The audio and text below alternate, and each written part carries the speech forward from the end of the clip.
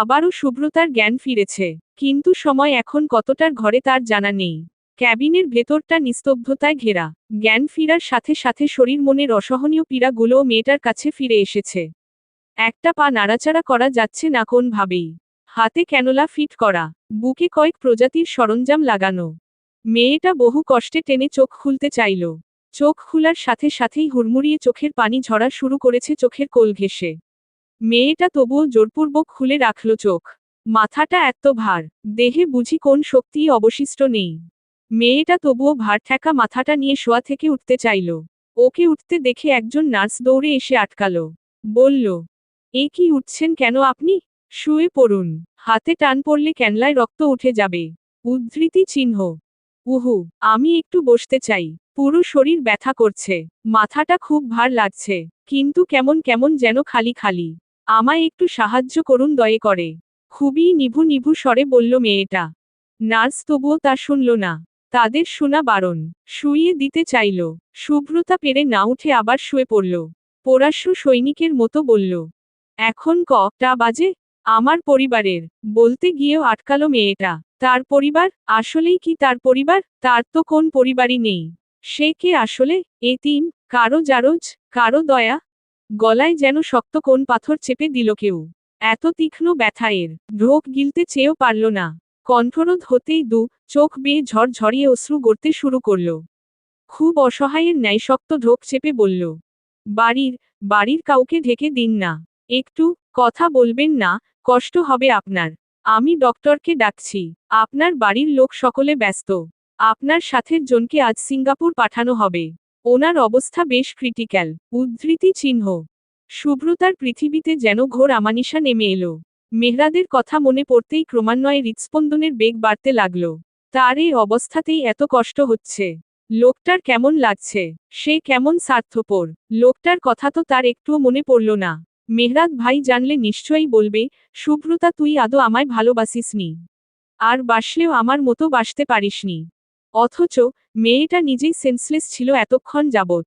বুকের ভিতর চাপা কষ্টে কান্না করা শুরু করল মেয়েটা।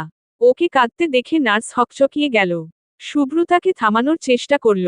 বারবার জিজ্ঞেস করল, কি হয়েছে? কষ্ট হচ্ছে আপনার? কোথায় কষ্ট হচ্ছে?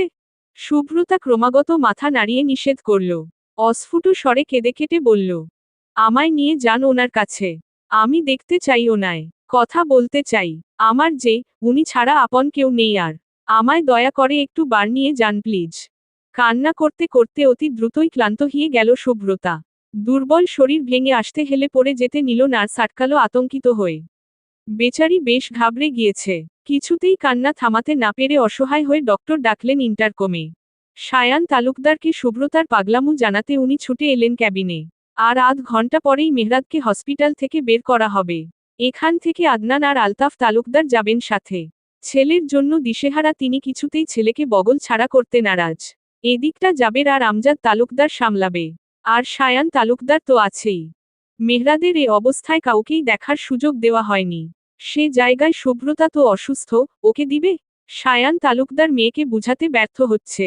শুভ্রতা আহাজারি করে বলল, আমার কথা কেন শুনছ না বাবা?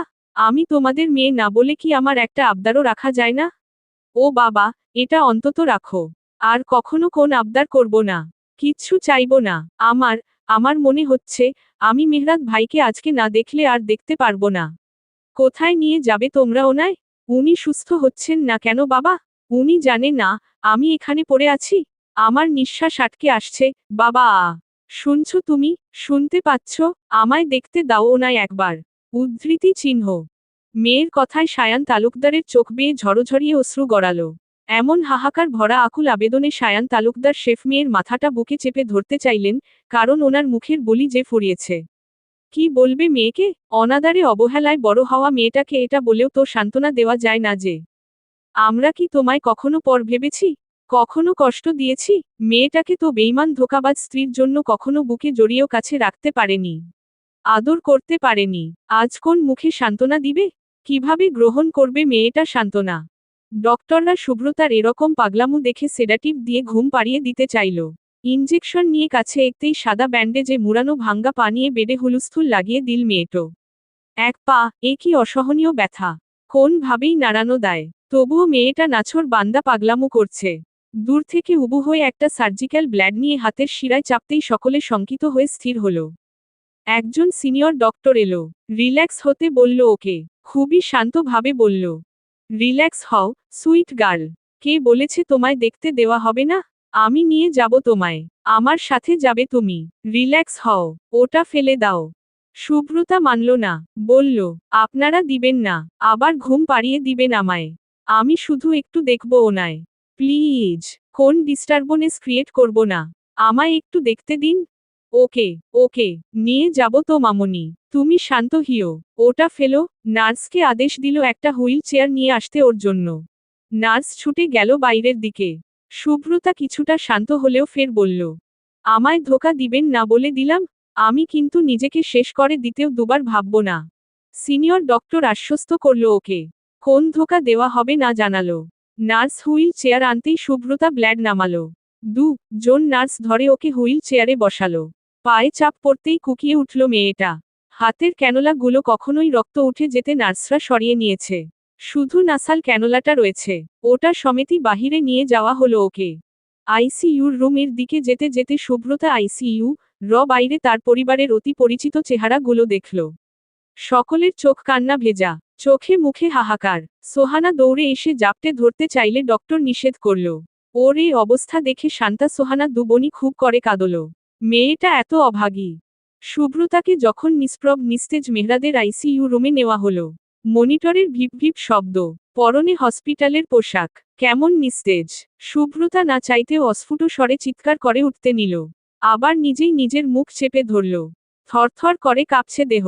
হুইলচেয়ার থেকে ছুটে গিয়ে মেহরাদের বুকে আছড়ে পড়তে মন চাইল। এই মানুষটাকে এভাবে দেখার কষ্ট তার রুহু কাঁপিয়ে দিচ্ছে। শরীরে অজস্র ব্যান্ডেজ, চোখ খুলে না, তার দিকে তাকায় না। সুব্রতাকে চোখে হুঁশিয়ারি দেয় না ভ্রু কুঁচকে। আর যে বুক ভেঙে আসছে। সুব্রতা হাউমাউ করে কাঁদতেই অতিরিক্ত প্যানিকে শরীর ছেড়ে দিল। গড়িয়ে নিচে পড়তেই সকলের আতঙ্কিত হয়ে ওকে ধরে স্ট্রেচারে শুইয়ে দিল। মেয়েটা প্যানিক অ্যাট্যাক করছে, শ্বাস প্রশ্বাস নিচ্ছে বেগতিক। নাসারন্ধ্র গড়িয়ে তরল তাজা রক্ত গড়াতেই ডক্টররা হুলস্থুলি লাগিয়ে ওকে আবার আইসিইউতে নিয়ে গেল। এদিকে মেহরাদকে নিয়ে বেরিয়ে যাওয়ার সময়ও হয়ে গিয়েছে। সুব্রতাকে আইসিইউ তে ঢুকাতে ঢুকাতে মেহরাদকে হসপিটাল থেকে অ্যাম্বুলেন্সে তোলা হলো। ফ্লাইট ঢিলে হয়ে যাবে না হয়। সুব্রতার আর দেখা হলো না তার মেহরাদ ভাইকে যেতে। মেয়েটার মতে এটাই কি তবে শেষ দেখা ছিল।